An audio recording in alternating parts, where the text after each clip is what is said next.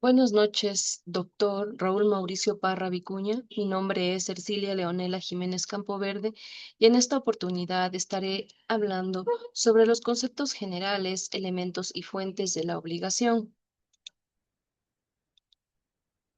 Las fuentes de la obligación regulan las relaciones jurídicas entre acreedor y deudor. Constituyen uno de los pilares fundamentales dentro del derecho civil patrimonial. Su origen se encuentra regulado en el artículo 1453 del Código Civil. Para ello es importante conocer el concepto de obligación, que es el vínculo jurídico mediante el cual una persona, deudor en este caso, queda obligada frente a otra persona, que sería el acreedor, a cumplir una prestación consistente en dar, hacer o no hacer. Luis Claro Solar refiere que la obligación es un vínculo jurídico que coloca a una persona en la necesidad de procurar a otra una prestación. Dentro de los elementos de la obligación tenemos el acreedor, el deudor, el vínculo jurídico, el objeto y la coercibilidad.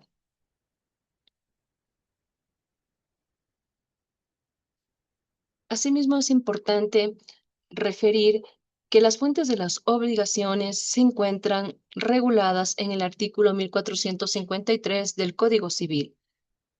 Las obligaciones nacen de un contrato, de un cuasicontrato, delito, cuasidelito y de la ley.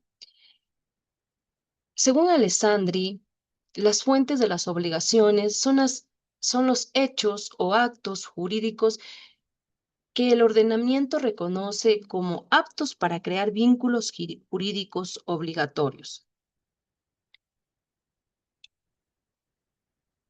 El contrato. El contrato es el acuerdo de las voluntades destinadas a crear obligaciones jurídicas. El artículo 1454 del Código Civil lo define al contrato como un acto por el cual una parte se obliga con otra a dar, hacer o no hacer alguna cosa.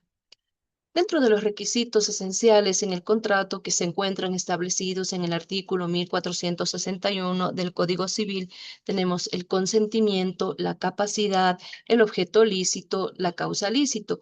Un ejemplo claro tenemos aquí el contrato de compraventa de un inmueble, el cuasicontrato. El cuasicontrato es el hecho voluntario ilícito que genera obligaciones sin existir acuerdo de voluntades. Su finalidad es evitar el enriquecimiento injustificado. Entre las principales clases tenemos la gestión de negocios ajenos, el pago de lo no debido y la comunidad.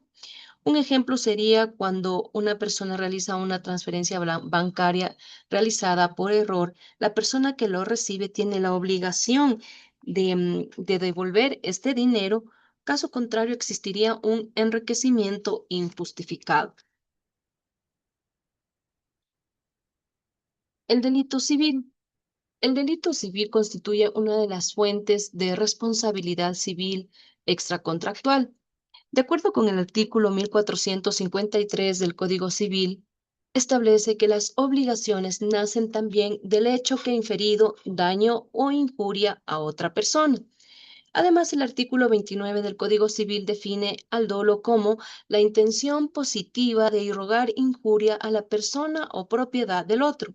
Para que exista un delito civil debe concurrir con la conducta voluntaria, el acto ilícito, el dolo, el daño y la relación causal. Según Alessandri, el objetivo del delito civil no es sancionar penalmente al responsable, sino restablecer el patrimonio de la víctima mediante la correspondiente indemnización. Un ejemplo tenemos aquí cuando una persona destruye intencionalmente el vehículo de otra persona. Además de responder penalmente, deberá indemnizar el daño emergente, lucro cesante y, cuando corresponda, daño moral.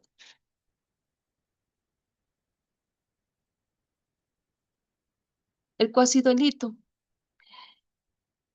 Tenemos que el Cuasi delito es el daño ocasionado por culpa, negligencia, imprudencia o impericia. El artículo 29 del Código Civil establece que la ley reconoce tres clases de culpa: la culpa grave, la culpa leve y la culpa levísima. Un ejemplo de cuasi delito tenemos un accidente de tránsito provocado por un conductor negligente, es decir, que puede ir a exceso de velocidad y causa un daño. La diferencia principal es que no existe la intención de causar el daño.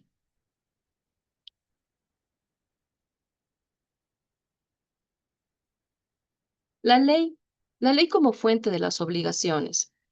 La ley constituye una fuente autónoma de obligaciones porque impone deberes jurídicos directamente sin necesidad de contrato o hecho ilícito. El artículo 1453 reconoce expresamente esta fuente. Asimismo, el artículo 1 del Código Civil establece que la ley es una declaración de la voluntad soberana.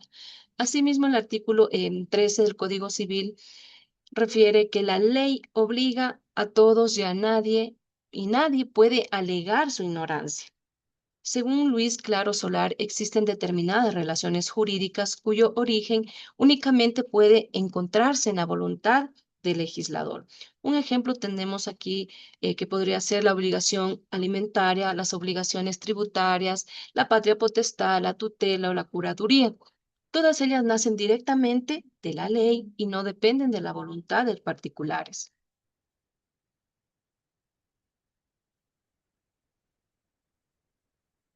Dentro de las diferencias entre las fuentes de las obligaciones, tenemos el contrato, que tiene el origen de la obligación, parte del acuerdo de las voluntades. Su característica principal es la autonomía de la voluntad y el elemento subjetivo es la voluntad de ambas partes.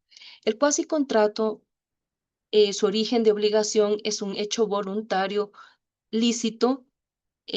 Su característica principal evita el enriquecimiento injustificado y el elemento subjetivo es la voluntad de una de las personas.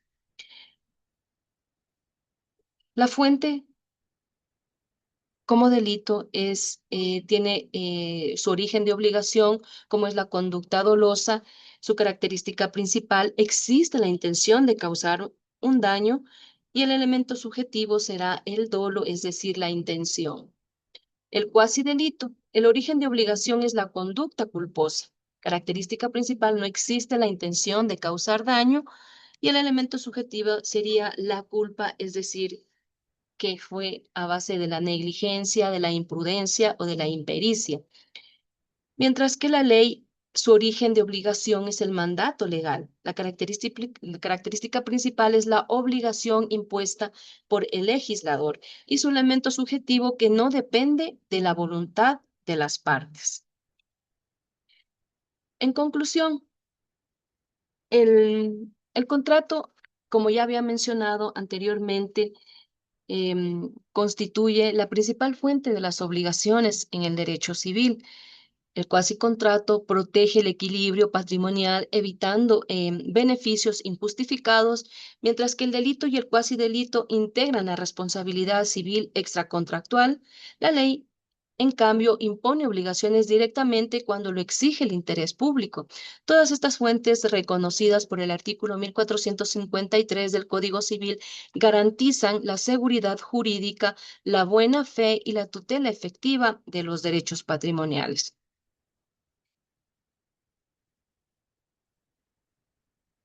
Es decir, que conocer estas fuentes resulta fundamental para comprender el derecho civil y la forma en que nacen los derechos y las obligaciones entre las personas. Muchísimas gracias. Hasta aquí mi intervención.